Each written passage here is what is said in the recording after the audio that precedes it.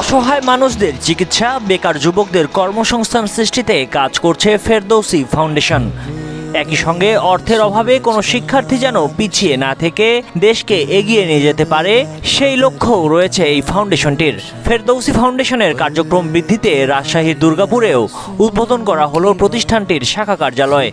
এমন একটি প্রতিষ্ঠান পেয়ে আনন্দিত স্থানীয়রা। যুবক ভাইদেরকে এই ফাউন্ডেশনের মাধ্যমে তাদেরকে এই ভালো পথগুলো দেখায় দিল এবং যুবক ভাইদেরকে আমি অনুরোধ করবো সবাই যেন অংশগ্রহণ করেন। পাশাপাশি আমার অসহায় ছাত্র আছে যারা লেখাপড়া করতে পারেন না, অসহায় হয়ে পড়ে, টাকার অভাবে তাদের লেখাপড়া বন্ধ হয়ে যায়, এই ফাউন্ডেশন তাদেরকেও সহযোগিতা করবে। মহৎ উদ্দেশ্য এরকম একটা অফিস আমি এখানে চাচ্ছিলাম, আল্লাহ পাক আমাকে এখানে সে অফিসটা দিয়ে দিছে। আমাদের ছেলেপেলে যারা এখানে বেকার আছে তারা এই অফিসের সাথে তারা জড়িত থাকবে। আমি জানি যে এখানে মেধাবী ছাত্র আছে, তাদের জন্য একটা সহযোগিতার হাত আছে এখানে, এবং বেকার যুবকদের জন্য একটা কর্মসংস্থানের ব্যবস্থা এই আমাদের এই কর্মসংস্থানের ব্যবস্থা এই ফেরদৌসী ফাউন্ডেশনে হবে। এই মহৎ উদ্দেশ্য। আমাদের বাংলাদেশে অনেক বেকার যুবক আছে, অনেক মেধাবী ছাত্র অথচ কর্ম পায়নি।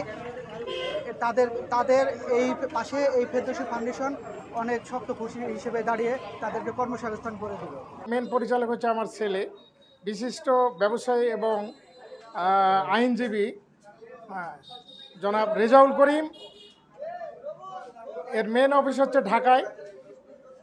আমাদের দুর্গাপুরে এই ধরনের কোনো প্রতিষ্ঠান নাই বিধায় তার পরামর্শে এবং আমার সহযোগিতা এবং পরামর্শে এই দুর্গাপুরের মতো জায়গাতে একটা ফাউন্ডেশন আজকে উদ্বোধন করা হলো।